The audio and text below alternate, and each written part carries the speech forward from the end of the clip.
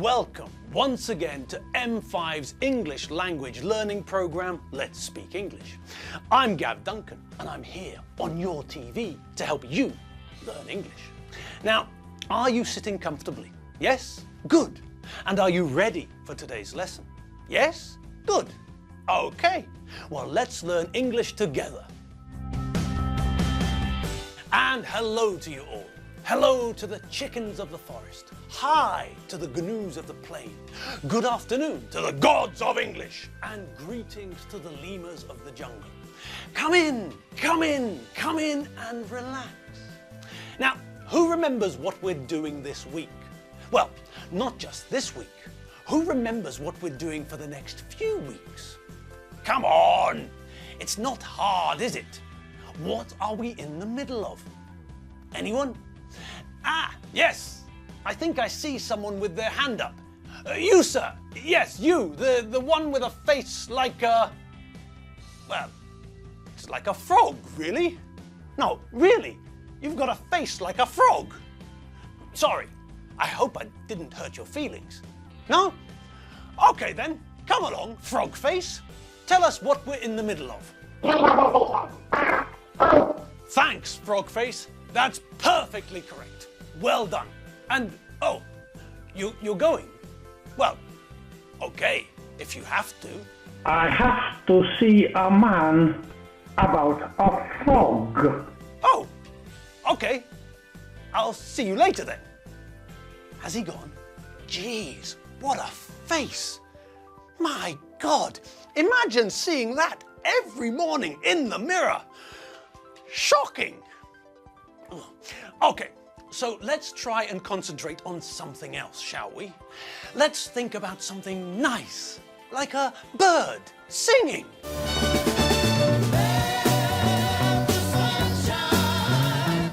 Ah, that's better. Something nice. A nice visual image. Something to take away the sight of that frog face. Ugh. Okay, now moving swiftly on. It's time for us to get back to what we were doing. Yes, as that rather, well, strange man with the amphibian face told us. We're in the middle of Mega Revision Part 2. So, on we go. It's time for us to revisit the present continuous. Okay, so what's the word for the day? Well, there are two words for the day, really. Word number one is the word versatile. And what sort of word is versatile? That's right, versatile is an adjective. Now, who remembers what an adjective is? Correct-a-doodle-doo. An adjective is a word we use to give information about a noun. We can use adjectives to add colour and depth to a sentence.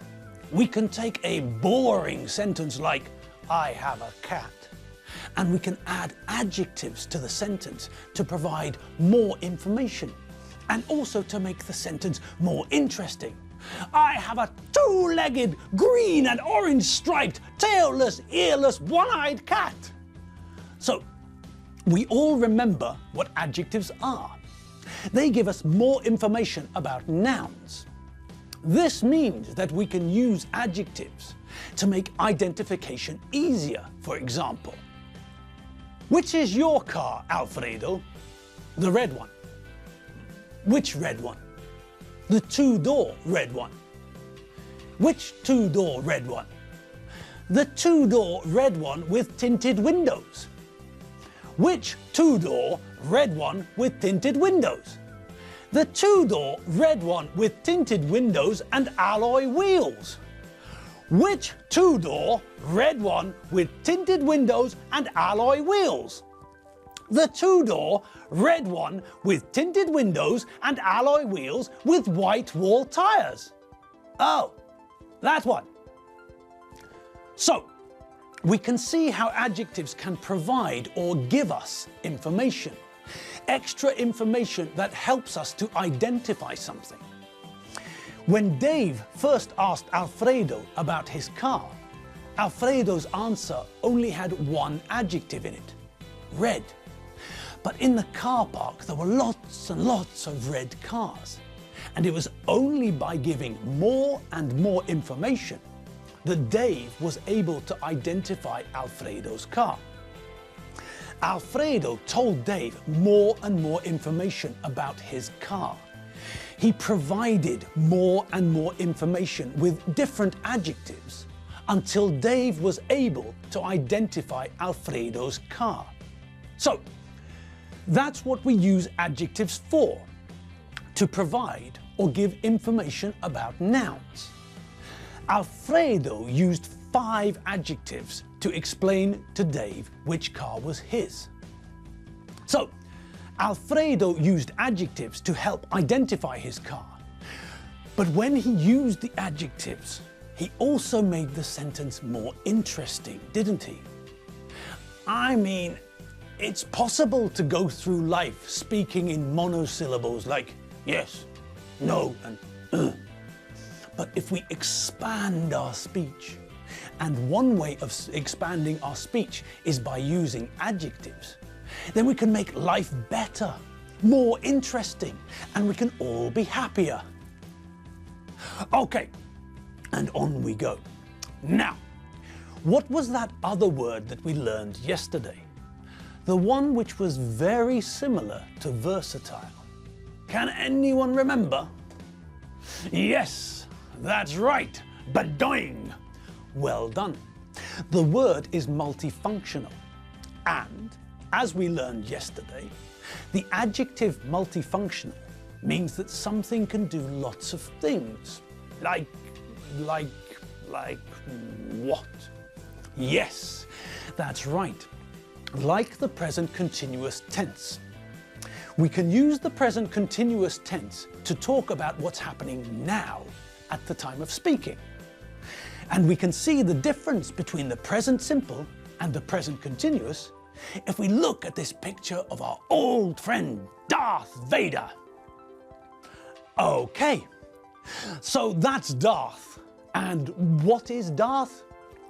Darth is a lord of the dark side of the Force. We know that. Okay, and what does Darth do? Darth kills people and destroys planets and things. Good. Now we use the present simple tense in those two sentences because we're talking about permanent things, things which are true all the time, or most of the time. But when we look at the picture, we can see that Darth isn't killing people and destroying planets at the moment. No. At the moment, he's playing the cello.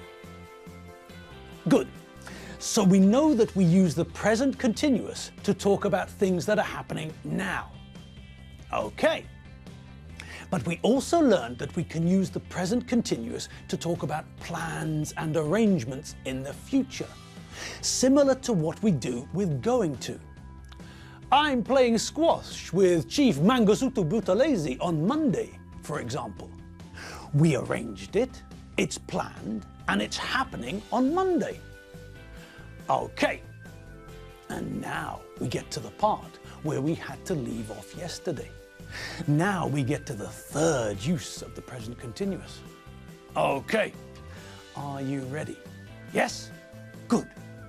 Now, the third use of the present continuous is connected to the fact that we use the present continuous to talk about temporary situations, not permanent ones.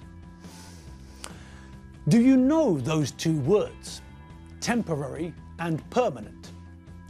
They're adjectives with opposite meanings. They're not synonyms, they're antonyms. An antonym is another word for opposite. The antonym for bad, for example, is good. A synonym is the opposite of an antonym. A synonym is a word which means the same or nearly the same as another word. A possible synonym for bad is awful, for example. Although most synonyms in English are not 100% synonyms. The adjective awful, for example, is stronger than the adjective bad. Okay, back to temporary and permanent. Those two words are opposites, they're antonyms. Temporary means that it will only last for a limited period of time. Permanent means that it will last or remain unchanged forever and ever and ever.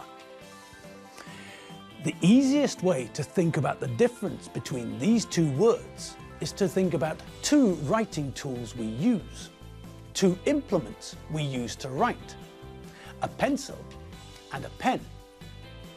Pencils create temporary lines.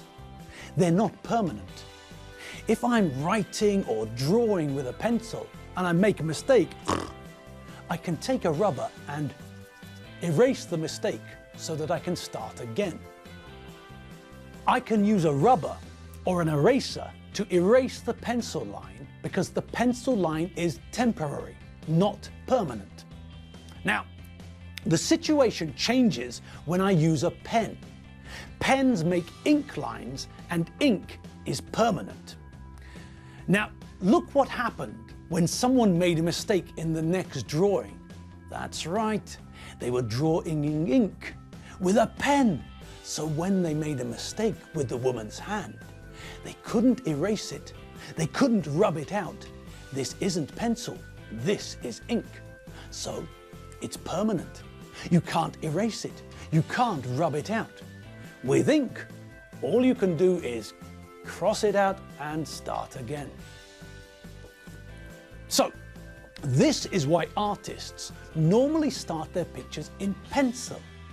Then, when they feel ready, they redraw the picture in ink.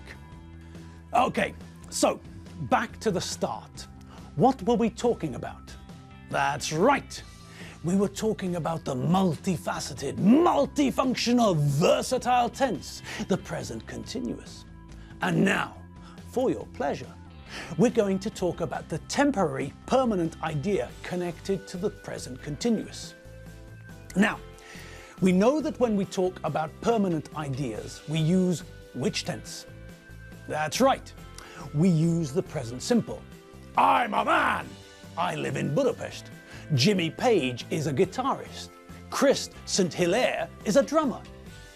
All of these things are facts, or generally true, or true some of the time.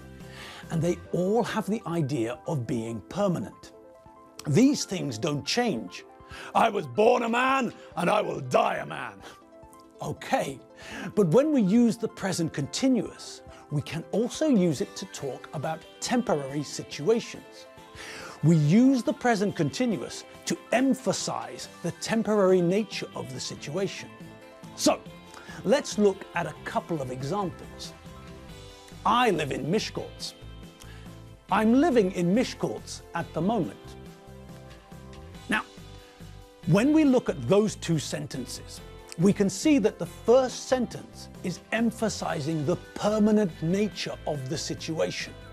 I live in Miskolc. This is a permanent situation. It doesn't change.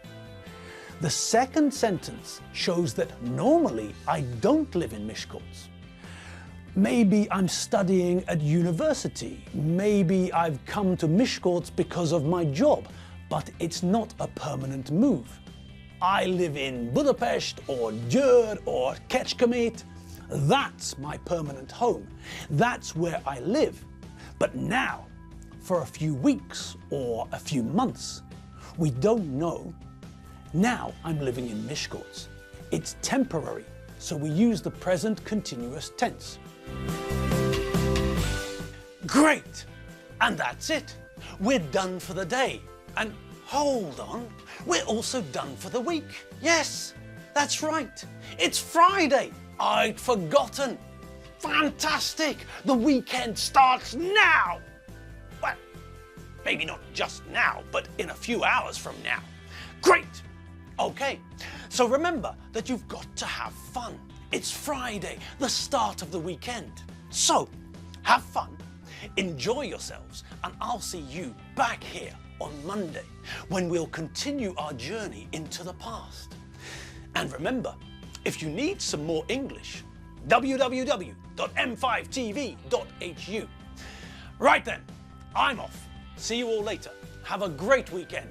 Bye.